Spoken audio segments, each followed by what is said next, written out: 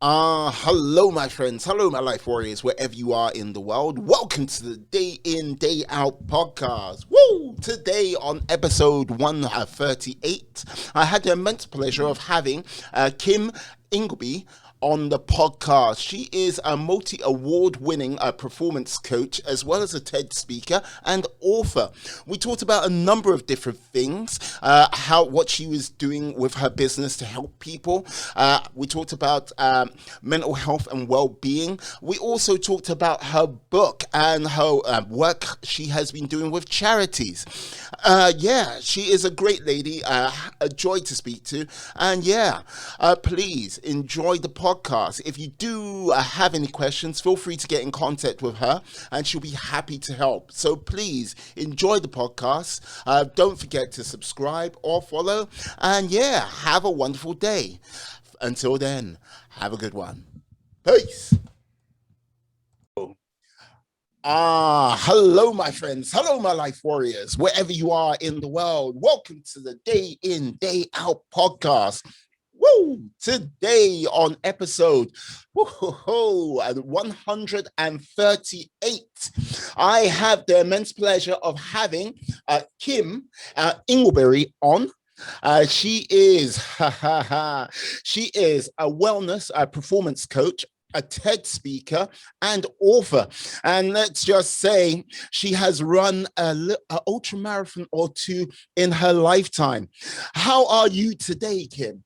Miwa, thank you for the introduction. I also love, my surname's Ingleby, but Ingleberries is actually even better for your audience because I do love berries. Hey, you know what? But I am really looking forward to chatting with you. Thank you for having me on your podcast. And it's great to be here.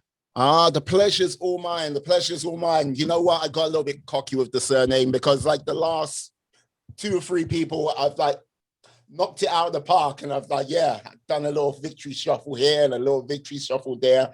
But it's great. I asked you how to say your name, and we were talking off air, weren't we, about how your name means joy and my name means brave. And so we're like, this is the Brave Joy podcast chat for everybody. Brave Joy podcast chat. You know what? I think that would make an excellent name for a podcast. Anyone out there who might be listening. But I have to say thank you for coming on today. And you, my lady, you are quite, how can I say, you are a person who really steps up to a challenge on a sort of day-to-day basis for yourself. And I'm quite intrigued how someone like for yourself, you started out wanting to be a vet, and you basically ended up doing what you're doing today. How did that sort of come about? I love how you found that out, because I don't think anyone's actually researched that much that they've actually discovered that. But yes, I grew up I don't sound very Scottish, but I grew up in the middle of nowhere in Scotland on a farm, and the wildlife was definitely the life that suited me, and animals were my friends. And I just really, really wanted to work with animals. And I did my work experience with vets, and I followed the vets around the farm. And it's just what I wanted to do, but I didn't get the grades to do that. And also I sort of struggled at school in many different ways. And just by a process of kind of life experiences, it led me to, how can I help humans? And twofold. One, how can I help them just believe in themselves, find their purpose and passion in life, but also find their inner sense of confidence, but peace as well, so that they've got that contentment, and how can they be helpful to themselves? So that was sort of the inner side. And then the external side was, how can I help people with performance and adventures and being brave and getting out there and doing life stuff. And that was sort of founded in my life experience, but also just seeing other people and thinking there's so much there and people just don't realize it. It kind of, I still love animals. My first training was around horses and animals, but Yeah. yeah, it's just evolved, and my business is 17 years old this year, and I've worked within the industry, since I was 17, so for a long time now, and I love it. It's a privilege to work with people, and I greatly value every single person that connects with me in any way. Yeah, like this is a thing. Like that's brilliant. I love that. But like, okay, when you say, yeah, you were brought up in Scotland. Now, say burglar alarm for me, please. Say what? Burglar alarm. Burglar, burglar alarm. You might, yeah. Because okay, look, whereabouts in Scotland were you brought up? So if I was speaking to a Scottish person, I think my accent would come back. But Okay. my parents don't have an accent, and I was brought up in the middle of Aberdeenshire. But my mum's side of the family have like family in Zimbabwe and Israel. Uh-huh. So we spent time there. And my dad's mum, when she was alive, was from Aberdeen, but my grandfather on that side was from Yorkshire. And I moved down to England, over half of my lifetime ago. And I think I adapted because no one could really, I had picked up the Scottish accent from my friends at school. And then when I came down here, they were like, what are you saying? So it kind of definitely comes back if I'm talking to friends. And then friends down here will be looking at me thinking, where's that accent from? But yeah, I'm just me. I'm a mixture of everything. I love the culture of my family and the diversity of where my ancestors have come from, and the places that I've been to has been a privilege, but also an eye-opener of experiencing different things, and experiencing different environments that are challenging. And I think that that's also given me a really good empathy and awareness of different cultures, different backgrounds, different types of people, and therefore my friendship circle and the diversity of my life I love. Like it's filled with everything and all sorts of amazing people, and I love that. Excellent. No, the reason why I bring was like Aberdeenshire, because yes, in my research I found out you did were brought up and raised in Aberdeenshire, and I have one of my best friends. She is from Aberdeenshire. She basically a small fishing village, Peterhead. So yeah, I went. Okay. I went up to Peterhead many moons ago, and every time I walked outside of a building, it rained. Every time I walked inside of a It's building, not true. it rained. Oh, no. It's like, look, I have seen 3 sunny days in Aberdeenshire, and that was for her wedding when she got married to her husband, Graham. I was like, yeah, apart from that, it's rained all the time. You will get awfully bonny, wonderful days in Scotland as well. I live in the southwest of England now at the moment in Bristol, and I would say it definitely rains as much as it did in Scotland, just not quite as cold. And anyway, the weather's the weather, it evolves, it changes, you just got to embrace it. Yeah, don't worry, I'm just teasing. So you mentioned your business you started, Energized Performance UK Limited. Yeah, 17 years ago. What made you go, you know what, I'm starting up a company, I'm getting out there, making things happen and helping people? There wasn't really a different choice in my head, as in I just had this, I want to run my own business and I want to help people, and so I'm going to do this. And I worked in London for a year for other people, and I worked in different types of clubs, so for a small professional business, and then for a big club, and I got experience doing that. And then I just started part-time with my own business, building things up, and then it grew from there. But I don't know whether it's an entrepreneurial spirit of my family, or whether it's part of my life experiences. It's probably a combination of both. But I just wanted to get out there and help people. And so I just began and like took the risk. And it's a high and a low, like life for everyone. I've definitely navigated some really challenging moments and questioned myself, and then had some amazing, brilliant experiences. But I don't regret, starting at that point on my own at any point. It's been an amazing journey, and who knows where it's going to go now. Hey, like that. Yeah, like this is the thing. I know every business has highs and lows, and like this is the thing. You said brilliant moments. Would you be able to elaborate on one of your sort of brilliant moments while you were working with your business? I mean, I suppose probably the most random one that stands out is, like, I've always had a really strong value to raise money for charity, which I did when I was at school, and it's kind of just carried on. But I decided to do a charity ball, and I emailed, some of the Strictly Come Dancing pros, and I was like, hey, would you consider dancing at the ball? And that was just me as a random emailing them, and just somehow, I think because it was so random, it all came together, and we put that together, and I co-presented it, and I had to script it.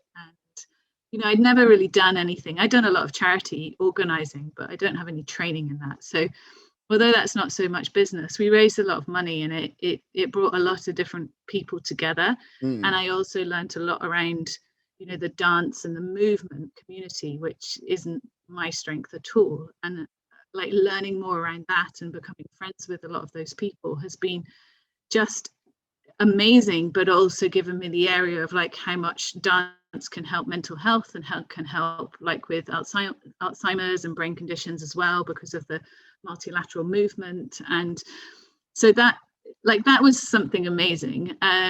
I've done a lot of work with Team GB athletes in various ages and forms, and that's been a privilege. But I think the biggest thing is just the diversity of the types of people that I work with, and the trust that people have. And I don't think, I mean, every year has a highlight, but the highlight is often just an everyday person like myself, just an everyday person that has said, oh, I kind of back myself now, like I believe that I can do that thing, or just I like myself rather than sabotaging myself. And someone being able to say that by you holding space and just giving them some tools to work through is, that's why I do what I do. And I don't want someone to rely on me forever. And if they can do that, that's the privilege. So that is a continual like motivation to me. Yeah, you know what? I think sometimes like if you can help someone actually sort of like, oh yeah, you know what? I have the strength, I have like the direction, I have the confidence to sort of back myself. That is ever so important. And I would say over the last year also, I think that's most probably been a lot of people have either been doing a lot of soul searching or trying to find that.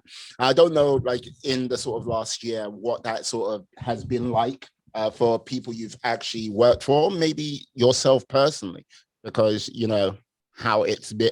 Well, everyone knows how it's been, but it varies for people. Yeah, it's been, I mean, everyone says, oh, it's been the same for everyone, but I always feel like, no, we've been in the same situation, but the experience has been completely different for everyone. For COVID, and I mean all the other things that have come up in the world as well. It's it's a very emotive, stressful time, but it's different for everybody. Everybody's like home unit behind the closed doors is very, very different. And I feel like hopefully I've offered something that has just given people a space that can just be there for them in a really non-judgmental, safe way. And I've given, hours and hours of just community coaching for free, just to help people, largely because most of my business was in person or traveling to events and teams. So when the pandemic hit for me, like 80% of my business was offline. So it was, a massive shift. And I took it upon myself to just community volunteer and then offer volunteer coaching for people, and that occupied a huge amount of my time. And I have diversified and worked really hard to take my business online, like many people. But I feel like that, I mean, there's so many people that have done amazing things. They've just done a tiny thing that hopefully has helped somebody, like many people.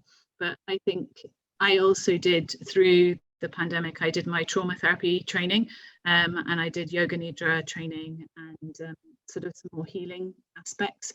And I feel like those areas are what people hopefully, like, it's something that I can offer people as we come out of, well, not even out of the pandemic, but how things unravel, that people, there's so much stress and trauma, and I use that word with respect as a broad thing, it's a big topic. But just hope that I can give spaces to, as well as helping people look after themselves mentally and physically, just giving them the permission to pause, as I call it, like the permission to just, even if it's just for a minute, like really tune into themselves. And there's a lot of anxiety, a lot of stress, a lot of excitement, a lot of overwhelm, a lot of change, a lot of loss. It's so different for everyone. And giving yourself that time, even, whether it's just 5 minutes a day, some people are incredibly busy, but I believe if you can give yourself 5 minutes a day to do some reflection journaling, do a tiny bit of movement, like literally a minute of movement, a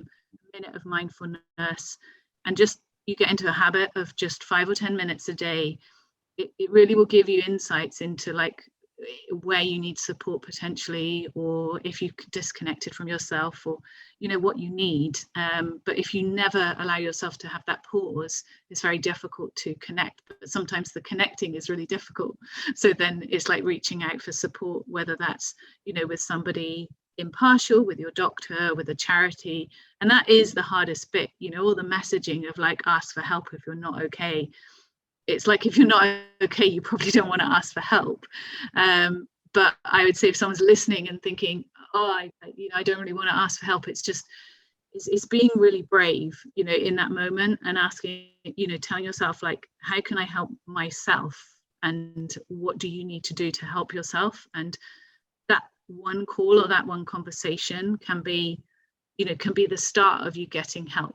And often, like a charity or a doctor, or if you can afford it, a paid support can be invaluable, because it's an impartial, confidential, safe space. And sometimes, like, your friends and family, they're great support, but they can't give you what that different space can give. And so sometimes having both is useful. No, like, this is the thing, like, when you say take a moment to pause, I think there has been a lot of people which have had a major pause, and like, I think reassessing where their lives might go in the next sort of 12 to 18 months is going to be, I think, a major thing for quite a lot of people. I would say one of the hardest things with regards to is that asking for help, sort of, or if they do ask for help, some people like process information differently. Like you say, 80% of your stuff was doing things face to face and not like online. There was that sort of bond of community is a hard thing to maintain, like over like a Zoom call, or basically just, in general. Because when Zoom first came out, when the world became like, Zoom, we're going to do like, we're doing a quiz night, we're doing this, we're doing that. And then it's kind of like, you don't really see that many sort of quiz nights sort of pop up on, say, people's Facebook feeds and stuff like this as much. What would you say you've been doing to sort of like try to, I know you said you've been volunteering a lot and everything like this. How do you think you have sort of supported your community outside of that? So, well, I hope, like with the community, there's about 10 people that I have been like buying food for, and then I've been popping around and, just checking in, having a conversation with them, picking up prescriptions. So that's like, I have my, as I say, my community crew, and I just put notes to, people's doors. And so I've been looking out for them. I've been, as I said, doing the reaching out for like people who might need one-to-one support, then been offering the group support. We've been doing some charity fundraising with online courses. Doing the best I can, really. It's been quite a lot, but then everyone has been, dealing with quite a lot. But yeah, I hope that those have provided like little spaces and little insights into, how people can connect in other ways. And then obviously all the social media things. But I think there's a boundary for helping people have tools outside of like screens so that they can actually connect with nature. And as you said, like connecting with community, so other people, other humans, even if it's not like your family, because, I'm not near my family, but talking to a human, like in the flesh, is what we're designed to do. And so coming out of this, even if we feel anxious, connecting with people is really, really important, I believe. Even if you have those anxiety feelings, it's helping yourself manage it, but with a boundary of like, how do you look after yourself at the same time? Yeah, talking about looking after yourself, I must ask because look, it was the 12th yesterday, the 12th of April. Yes. Like limited release out into the wilderness for pretty much the whole of the UK. What was like, have you done anything exciting? Or have you gone like just gone simply to the shops? What was one of the first things, if you haven't done anything yet, you're going to put down on your list to do? I love when you were saying that, because I was thinking the 12th of April, what's he talking about? Because I think because none of my immediate family and closest friends live really near where I live, and because of how I've been working, I was working last night, and my work in terms of like supporting the people that I was coaching, like that was the most important thing, is to offer that consistency for people, because that's the value of my business. So that's what I was doing. I think the first things that I am doing in terms of the unlocking is going to see my goddaughters. So I have some like in like an hour away in both directions. So that's going to be the first thing that I do. My family are Scotland, so I can't do that yet. I was going to say Scotland opens up, I think, this Friday. Yeah, but in terms of like travel and staying over and everything like that, I think it's going to be, like later in the year when, that's going to be, it feels possible for me. So yeah, I mean, I think just building like the community and the connections and seeing friends, and, I feel less pressure in myself to be able to, to be forcing myself to literally do everything. And, I haven't been to the gym because I've, adapted to doing home things, and I will return to those things. But I've also been helping a lot of people to just meet yourself. Like if you're really like, these are the things that you really want to do them, like make the time for them. But also if it feels too much or you don't want to do it this week, like have the courage to kind of have the boundaries around what you do and don't want to do. So yeah, I'm kind of relaxing back into it gently, whilst taking care of the community around me, because I have a lot of clients that I coach who are entrepreneurs who are opening up their small businesses. I have clients who are feeling very anxious. So I felt my duty of care like this week was actually to support my community, because that's my business. And then I will see my friends like this weekend, and I can make the time. So yeah, that's been yesterday, and today I'm talking to you. There you go. Yeah, I have to say, with regards to you and fundraising, like first of all, oh my God, how on earth did you get to the sum of 85K? And like, yeah, and how long did it take? Was this a number of events, or was this one event? What's the breakdown of that? Oh, millions of events. It's like over 20 years. So it's from like, it's my personal, fundraising total of my life combined with some community charity events.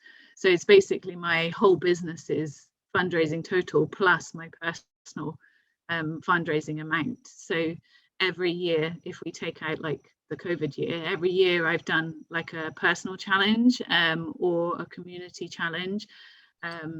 So one is like, I do something that I don't think I can do, that hopefully by me training to do it, it provides a story and maybe a tiny bit of inspiration or like hope to somebody that they could do something crazy or cool, whether it's like 5K or, you know, whatever it is, I don't mind, but I do that. And then I organize like a community event, which brings together people to do something for a local charity or a national charity.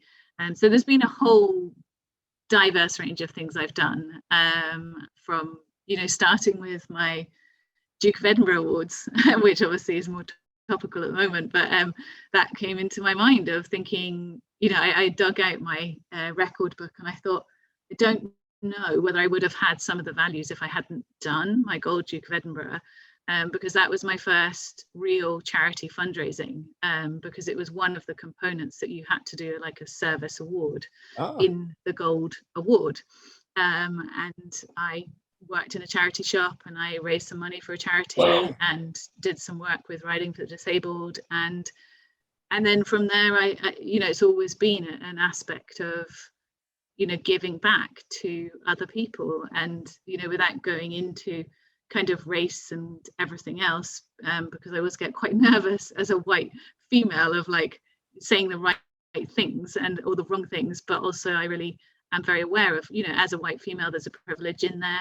And I want to, you know, my friends are so diverse. I've got friends from all backgrounds and all colors, and I am always open to learning, but I'm also aware of just the privileges I have for being who I am. And I always just hope that I can help by giving something back in terms of raising money, but also bringing people together from other communities and backgrounds and just seeing what's possible. So it's kind of like just, yeah, I'm just like, oh, I want to give back. Oh no, I'm liking that. Look, this is the thing. I think it's important for everyone to sort of give back. Look, I would say we're all very privileged to, like, you know what I mean, be brought up in today's society, in today's time. Look, people like often go, this is the hardest time. This is one of the best times to be brought up in our civilization. For like forever. Look, life expectancy, like health, wealth, education, knowledge, like which comes on our little like black rectangles of the whole world, everything like this. So yeah, giving something back to society, I think is very important for everyone to do that. And if they can't, by all means, give something back to your family, your friends, and like, you know, help support like the community and society that way. So like, you know what I mean? You like, I think it's both ways. Like when you give, you actually receive as well though. And I think like often if I've been having like some of my hardest days or experiences, if you then just give, it like gets you out of your own state, and it helps because you get something back from giving because you're helping. And so it's like a circle. And so however stuck you are, it can really make a difference. But I also think that some people, and myself included, sometimes you can overgive and then you give nothing to yourself. And I think that, you know, people listening, it's really important to somehow find like a balance somewhere that you know, if you always give, it's like, can you accept a compliment? Can you give something kind to yourself? You know, do you do anything for yourself? And I know, you know, people who have really busy lives and big families and things, like I don't have time for that. But it's like if you've given everything out and there's nothing left, like in the jug, as it were, you've poured it all out, then it's empty. And then it's very hard to, you know, find yourself again. And I've been in experiences where that's happened. And I think I want to help people like with the messaging of like, be kind to others and be kind to yourself, also be helpful to yourself as well as others. And, you know, you've got to have something in your well, in your jug, as it were, that actually gives you something so that you can help others, but you've helped yourself at the same time, if that makes any sense. Absolutely. I would say that sort of ties into your like take a pause for 5 minutes. Like that taking a pause, it's not just taking a pause for basically what's going on around you, but taking a pause for yourself to like evaluate and basically find yourself in that sort of moment or two, I would imagine. And Yeah, that is important to do that and not to sort of like overly give, because yeah, you can lose yourself in that. Oh, I agree with you totally. And like this is like I just I just think when you say this, there is some like what led you to get on to this sort of like, yeah, okay, right. I give, but I need to take a moment in yourself. What sort of life experience sort of triggered that sort of epiphanal moment for you? Uh, yeah, I mean, I think up to a certain point in my business, I was like, you can do anything. Like if you get the right tools and you know you follow the right things, you can do anything. Like anything is possible. And then physically, I got really sick, and it took me a long time to recover from swimming in open water. I was really ill for a couple of years. From the triathlon, Then, right? yeah, on the triathlon. And then, I was in a long-term relationship, and my ex had an affair that I found out through a client. And that, like, personally filled me with a lot of kind of shame and kind of withdrew me even more, but I was still giving out. And then a family member committed suicide. And I was the family member that was present on the search when she was found. And I've only just recently started talking about those things, but I feel like they're things that kind of hopefully give an understanding that I don't understand someone's situation, but I understand that like hard stuff happens. Mm. And now I think I've like grown and evolved to like, yeah, you have to have a level of compassion for yourself, but you also have to have the courage to, however hard it is, go, I need some help in whatever way that is. And I know that particularly from the suicide, I find that incredibly difficult to, reach out just because of, many different reasons. And I feel like by starting to talk about it, if it can just help one person listening, whether they're in that state of like not feeling enough, or whether they've been in the experience of not knowing how to help someone, it's like mental health to me is like physical health. It's a continual thing that needs some attention, and like that means something different to everybody. Like it really means something different. What brings you joy is probably going to be very different to me, and it's the same. Just what fills you up, you need to take care of that to a point. And so yeah, my life experiences have led me to having, going to some really hard, dark places that in terms of, I also had some, just online, I use the word bullying, it's the easiest way to explain it, on like, are you a good coach because these things have happened? Mm. And I think it really affected me because I was questioning myself, and I was reflecting on it, and I was thinking, I'm a coach that's now experienced a lot more. And therefore, I feel from those experiences, hopefully, I can hold space to help other people more. And that's where I've kind of got to. And it's like if I didn't have those experiences, I wouldn't have the depth to help some people. And that's not saying I'm better or worse than anyone else or than I was, but the experiences have actually added depth of life experience. And some of them are, they're common but also unusual in some senses, and in like the suicide in the way it was, Mm. etc.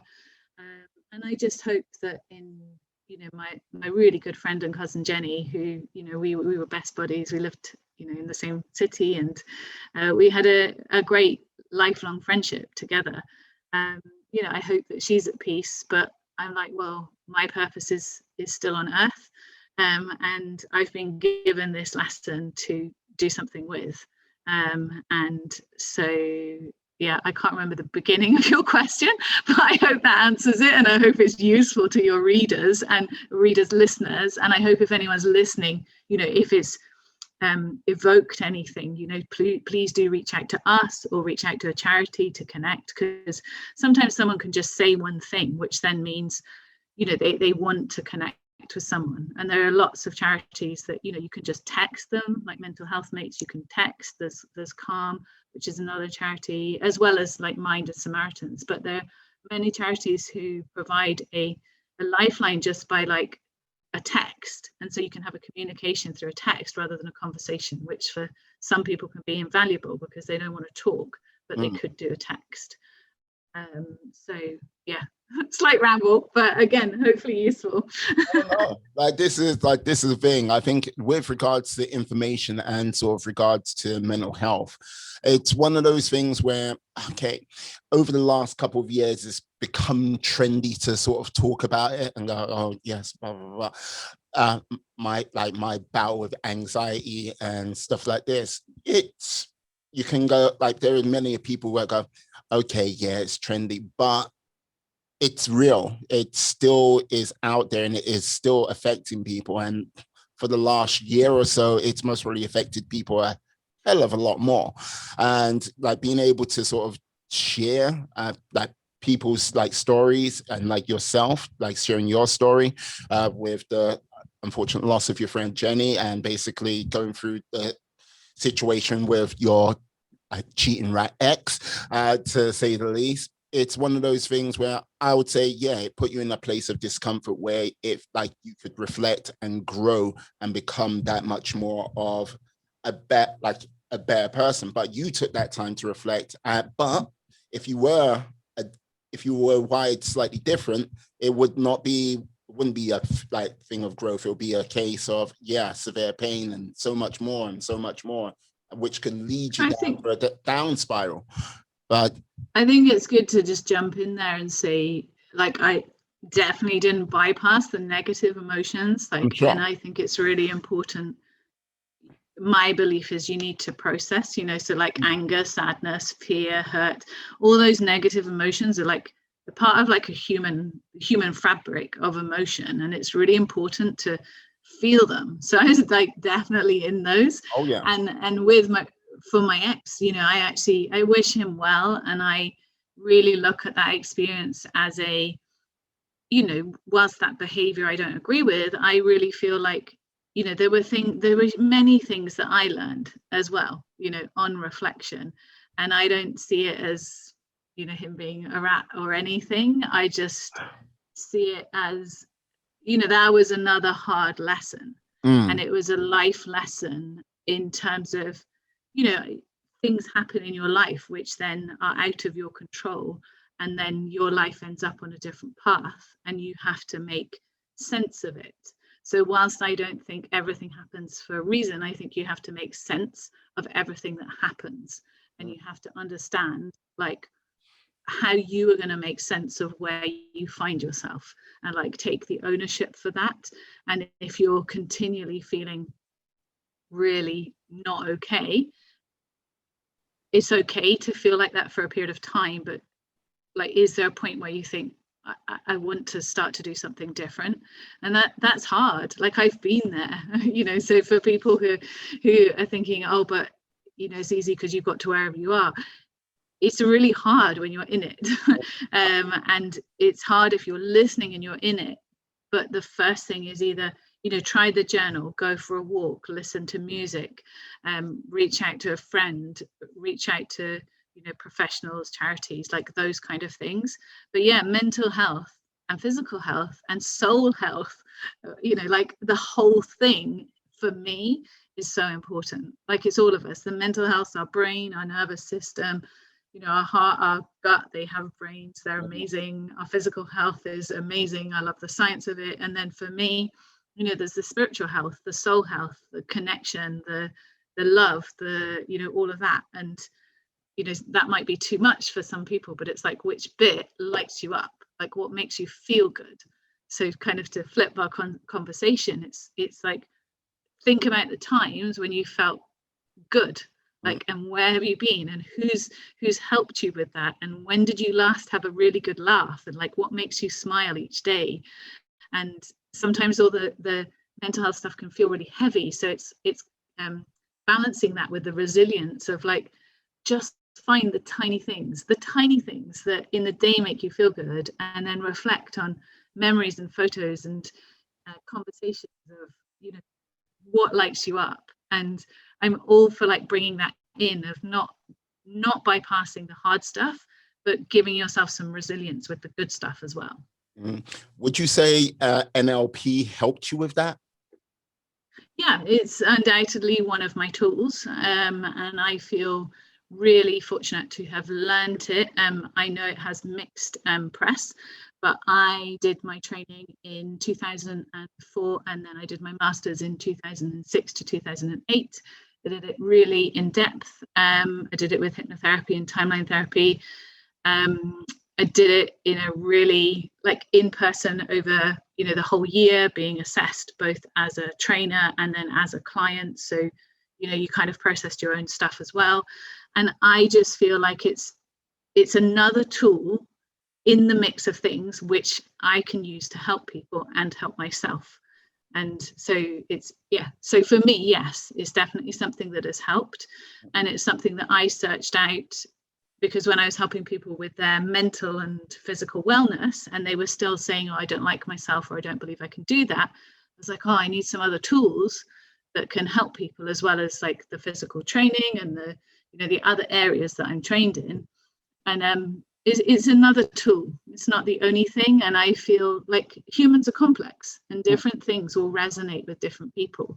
So I don't feel like one method suits everybody, but it's kind of reading the things that pique curiosity in you and finding role models, or reading books of people, or listening to audio or podcasts of people who you resonate with, or maybe that you don't, and just trying something curveball, so something different. Mm. And maybe someone will just say something that then you're like, oh, that resonates. Like that, you just need like one line, and then you hold that line like close to yourself of, I'm going to make something of that for like a month, and I'm really going to use that line to make a change. And that's all you need, really. And it sounds simple, but in essence it is. It's working with our habits and our thoughts, and people have way more power than they realize. Ah, indeed they do. Indeed they do. Now I have to ask, like, with regards to like yourself and people having more power than like they believe they do have, like, was that what sort of led to your book, The Hound that of Happiness, 52 Tips of Feeling Good, to feel good? I mean, that evolved actually because I was thinking that I would write my big book, as I say to people. And my Oh. big book is still in process. And when I started writing it, I realized that I wasn't ready and clear enough to write, the concept of like a proper book, inverted commas, but I'd committed to wanting to write a book. And so this idea just evolved partly from like a mentoring course that I have of, which goes through a whole like life kind of overhaul in a year. Mm. And I thought, I'm going to do a little book. And so it was based on my first rescue dog, so that he would, the 52 ways to feel good with the Hound of Happiness. And he was a rescue dog and then the Hound of Happiness. And it kind of has its own legs, like each tip has 4 lines. And, men, women, kids, all genders, however you associate, whatever your pronouns are, people have loved it, and it's just had its own legs. And I give all the profit from it to charity, and it's raised lots of money, and lots of people have, either have it in their bag, or they have it in their downstairs loo, or they have it by their bed, and they just open it up and read a tip. And it's just really simple, and I don't really even feel like it's my book. I feel like it's got its own legs, like it's there, and it's a book, it's a tool to dip in and out of, to help you feel good. It's really simple. And if any listeners want it, I've got a few copies, or it's on Amazon. And it'd be a pleasure for, I just love giving it out if it can help someone. May I ask, what is one of the tips from the book, if you can? Well, I've got it here, so I'll just open it up. Number 6, have good thoughts. Move towards what you would like to think. Notice and change thoughts you don't want, and be positive and patient with yourself. Oh, fantastic. So how long did it take you to like basically produced it, like your book? It's not your big book yet, but this book. Probably took me about 4 months from the concept to writing the drafts, editing it, sending the drafts to people that I knew to get the reviews, finding a graphic designer to draw the graphics and format it, then upload it. I self-published it, crowdfunded it. So yeah, I think it was like August, and then it was published at the end of the year, and we crowdfunded it, gave that the profit to charity. So yeah, I mean, I was pretty focused to achieve that and get it out, and yeah, it worked.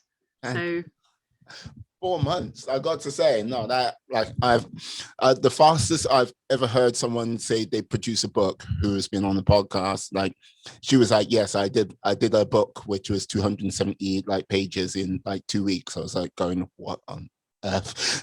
And she goes, yeah, yes. Day in, day out, day in, day out. But like, yeah, it's like 4 different months. for everyone. Yeah. I mean, some books will take people years, and there's no right or wrong. But this came to life in around 4 months, and yeah, I've helped a few clients write their own books now and self-publish. And yeah, if it's something that you want to do, then it's you can do it, but it's hard work like anything. It takes time. Absolutely. I'm just saying I'm very impressed it took you 4 months to come up with it, because like, as you say, some people take years to do it. And like, look, to go, yeah, I had the book done in 4 months. Like, okay. And to get it crowdfunded, it's like going, yeah. Like dare I ask how much money did you need to raise to get it sort of like across the line? Was it? I think it was about £2,500. So you did it on like, if you buy the book and you donate this much, and then I think it was like, because it was to charity as well. Mm-hmm. But yeah, we crowdfunded it in 24 hours. It was done. So, but I think that is the power of alignment. In terms of, I really believed in it. I loved doing it. I had a clear message on, I wanted to help people with it. It had a clear charity angle. It had clear offerings with the crowdfund on, if you bought this, then there was an online and an in-person workshop. And it just really, like, it was aligned. And if I talk about like the big book, that was like how I would term it, as scratchy. Like, it wasn't flowing. It wasn't, it wasn't working. And I think there's a point sometimes when we push things, and, that book could then take me, say, 3 years. Yeah. Whereas I just was like, this really isn't working right now, but I still want to achieve my goal. So how can I flip this and make it work? And so it was kind of like being flexible to pivot on what was and wasn't working, and not be too like stuck in myself with it. But still committing to the goal and going, right, like, let's try. So I think it's the lessons for me are like, sometimes it's okay to say, no, that is a failing, as it were. But from the failing, I can learn, and I can adapt, and I can evolve, rather than holding on to something that then drains the energy. Yeah, no, like, that's the thing. Pivoting is one of the things I think people don't actually understand, this sort of superpower which comes from being able to know when to pivot. It's like, yeah, pivot, change. Like, it's like, wow, your whole sort of scary though. Like, anyone listening, like, it's scary to actually go, hey, this isn't working. What am I going to do now? Yeah. And it's scary to admit that to yourself. But it's also, it gives you space to go, it's not working, and you can deal with the challenges that saying it's not working brings, but also it then gives you space to like try a different route, and that's good. Yeah, no, it's like when you get caught up with a particular project, and you just like, people just tend to think of the time they've invested and everything like that, money they've invested, all of this, and sometimes it's like what people think. And that sort of pivot, as you say, it gives you space. And with that pivot, like, great things can come out of it. Like, I'm not going to say it works 100% of the times. That would be folly. that would be folly. But it is important that, yeah, people should know you can change your mind or go in a different direction. Like, I have to ask, like, with regards to your sort of big book, was it going to be a memoir, self-help book, or like a book of fiction, or like, yeah, a travel log? I don't know. What was it going to be? That's a good question. At the time, it was going to be a more like a practical book on my knowledge of Mhm. processes of what I coached clients with, and then it just wasn't quite flowing. And I've literally just put it to one side, but it's in my mind, and it's very much now in my mind of what would I like to write and create, as in what would people like to read. Mm. So yeah, I'm just starting to reconsider it now, but it's not a priority at the moment. But I know that I will know when I'm clear, and I know from doing the smaller book, I know where I need to be in my mindset to actually commit to doing that. So that's quite exciting, and I feel like it's sort of coming. So watch this space, but not too soon. Okay, I'll watch this space, not too soon. And yeah, in your mindset, talking of mindset, I have to ask now, you, you, my friend. Now, would you say you have like, would you say you're like a David Goggins, Courtney de Winter, Rich Roll, like with regards to the sort of aspects of ultra running, like sort of like, yeah, yeah, because No, I'm just me giving stuff a go. giving stuff a go. Didn't you like do the Himalaya run, the 100-mile run? Was that? I did, but you could do that. Like anyone listening, you could do it if you wished to do it. It and also that was definitely a test of like determination, commitment, resilience, because it took me 3 years to get to the point of completing that. The first year I realized that I wasn't fit enough, and then I got an infection before I even left the country, so it didn't happen. Mm. The second year I randomly got hit by a cyclist whilst I was walking, and ended up in hospital. I'd broken and torn the ligaments off my elbow and had a neck brace. And, that was just random, but that was year 2 out. So I could quite easily have been like, sod this. And then year 3 was just after, the suicide. And I was so close to like, I can't do it. And then I was like, this is third time. Like it's now or not. And so, when people are like, oh, you just did that, I'm like, oh no, I didn't. Just, like it took me 3 or 4 years to get to the point of doing it. I think my route was unusual. And since then, I haven't run anywhere near, that distance, and I definitely couldn't do it now. So I think often people, particularly on social media, will see snapshots of someone's life and think, oh, that's what they do. Mm. And humans are just humans. Maybe it is what they do the whole time. Like my roomie, as I call her, Linda, who's an amazing, inspiring South African runner. She was my roommate, and she does that the whole time. And she's incredibly inspiring and an athlete that, I would aspire to in what she does. I was a rookie doing it and found it incredibly hard, but also amazing because it was remote. It was in the Indian Himalayas. We stayed with locals. We ate with locals. It was run by locals, and it there's sort of like, I don't know, 25, 30 people who do it. It's very from all over the world, but it's beautiful. Mr. Pandey, who runs it, is incredible. And the people who are on the route are the Indian Army, and I'd highly recommend it if it's something that appeals. But I definitely wouldn't recommend it to everybody because it's not for everyone. Like everything isn't for everyone. But it's an amazing experience, and I'm really, really glad that I have done it. Yeah. Yeah, because I imagine a race like that, it's okay. You go 100 miles, and that's tough. That's very tough. But you're in the Himalayas, so you've got altitude to deal with. So, like, yeah. What was the altitude?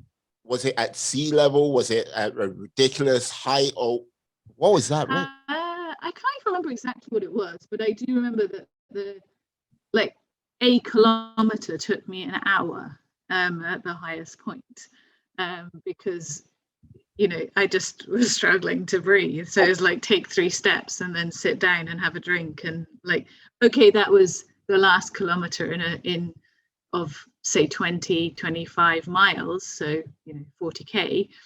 But yeah, it took me a long time. And so yeah, we were at high altitude. It was cold.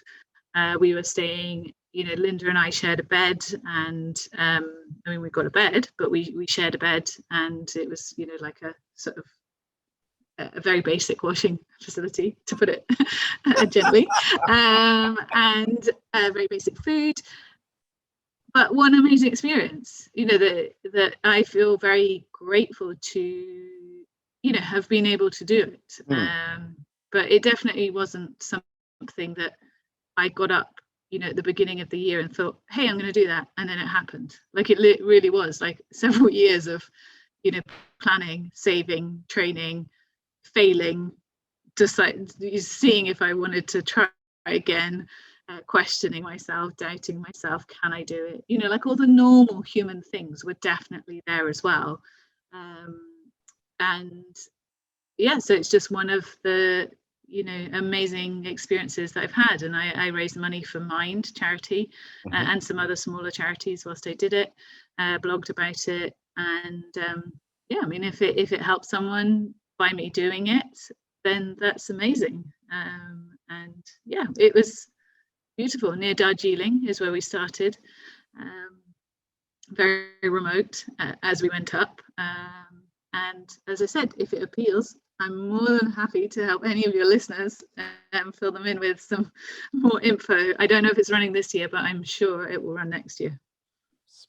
Wonderful. Superb. Now I have to ask, now, what would you say is your plans for the next, say, 3 to 5 years? I laugh, and I don't laugh, I smile, because if you'd asked me before all the stuff that had happened in my life, I probably would have given you a plan. And now I think, particularly in pandemic times, and where we are now, I would say I have plans and I have ideas and things for the next couple of years, but I am way more flexible, and I don't have a really clear plan right now. And I am quite happy to admit that, because I feel that everything is evolving, and where my business was a year ago is completely different to where it is now. I haven't seen my family, like many. I haven't seen them for 18 months now. I haven't seen my dad. He's in America at the moment for 18 months. I don't know when he'll be back. So I feel like I have immediate priorities that are really important in my life, and I feel I have a very clear short-term plan for my business, like 3 to 6 months, and I have ideas for the next 18 months. But in terms of how they're going to unfold, and how the world is going to unfold, what I'm able to offer, what people need, I feel like flexibility in the industry that I'm in and where I'm at is most important. I would never have answered that like that, a couple of years ago. But I feel right now, for me, that's the answer that's authentic and true. And so if that's useful for people, because I think a lot of people are like, oh, I don't know what my goals are. I'm like, that's okay. Like, maybe you just have to meet yourself where you are and decide what you need this week or this month, or like now until, say, the 21st of June. You use the goals of like dates and when things are unlocking, or you think about like what's the most important people to see in the next month or 2 months. So yeah, I have clear things that I want to achieve to support my business, and to support, as in the business, I mean the people and how I can help people, and things like that for this year. And I do have ideas for next year, but I feel like I'll see how things unfold, because you don't know in terms of like travel and offerings and what you can give people, and people may need something different by the autumn. So yeah, there's plans, but they're flexible. Oh, excellent. Now, I have to reveal to you, like I've been keeping a secret. Yes, I am a being of supreme cosmic power, and I can grant you one wish and one wish alone. Before you say anything, there are rules. Yeah, no wishing for world peace. No, no, no. No wishing for Corona to be gone. Look, I had to draw on the powers of Dolly Parton, and yeah, I look. If I have to draw on the powers of Beyonce, that is going to be too much paperwork for eternity. I can't be doing that. No, going. Oh, I'm going to write down a list of things, and I wish for everything on this list to come true. And yes, because I've had rather impish guests on the podcast over the last few weeks. No wishing for more wishes, or like no wishing for an infinite amount of wishes. No. Yeah. So what would you like as your wish? Okay. So obviously I had no idea what you're asking before this. So this is off the cuff. And I'm going to go maverick. Sorry. I'm going to give you two wishes. One wish. No, you get one. Okay, well, my one wish is that everyone listening to this does one thing for themselves that is going to make a positive difference to their life. And if they're listening to this now, that they do that. So they write it down and they action it. And that ripple effect, if everybody does that, and then they even tell us that, it could be amazing. Like, that could be amazing. And then I have a family member having an operation, a really big operation as we speak, like literally as we speak. So my wish is that they come through that safely and well, because it's quite a serious big operation. So that would be a very immediate wish now. But my main wish, because people are going to listen to this whenever, is that the person listening to this writes down one thing that they positively want to action, and they do it. Because imagine if everyone listening to that does that, and we did it, you did it, I do it. Like, that's positive change, and that's worth listening to. Like, if you've given your time to listen to this, then that would be my wish, is that you give yourself something back. Okay. I'll get on that for you. Yeah. I'm gonna see if I can bend a rule or two. But like, this is the thing. Yeah, don't tell anyone. Keep it between me and yourself. But yeah, I'll see what I can do. Wink, wink. Yes. But I look forward to seeing what you do with your wish, because I've just given you it. What can I say? Now, I've got to say, yeah, how can the lovely people find you out there in the big wide world? In the wide world, I am at Kim Ingleby pretty much everywhere. So if you just put Kim Ingleby in, it seems that I appear. So and Energized Performance is my main website, but if you put Kim Ingleby in, Kim Ingleby Energized Performance comes up. So yeah, I mean, I love hearing from people. Just pop any questions over. I honestly mean that. Connect. It's great to connect, and it would be a pleasure. And often people say I'm exactly how I am on social as in person. Like, I saw somebody the other day when I was walking my dog, just in this wide open space, and they said, "Oh, are you Kim?" It's like, yes. And they said, "You're exactly the same as your social," and I like that, because I want to be that. So yeah, if you do see me out and about, come say hi. But otherwise, just connect. Tell me, what your wish was. Tell me something that you're going to do to help yourself. And if I can help you, it would be my pleasure. Superb. Kim, it's been a pleasure having you on today. You have been fantastic. Thank you, Miwa. You have been fantastic. Thank you for having me. Thank you to anyone who has listened all the way through. You are awesome as well. Excellent. I would like to say thank you to you, my friends, my life warriors. Please stay safe, stay well, be awesome, be excellent, be fantastic, be all the positive bees you can be in this world, and then some. Have a great day, guys. Yeah. Peace. And we are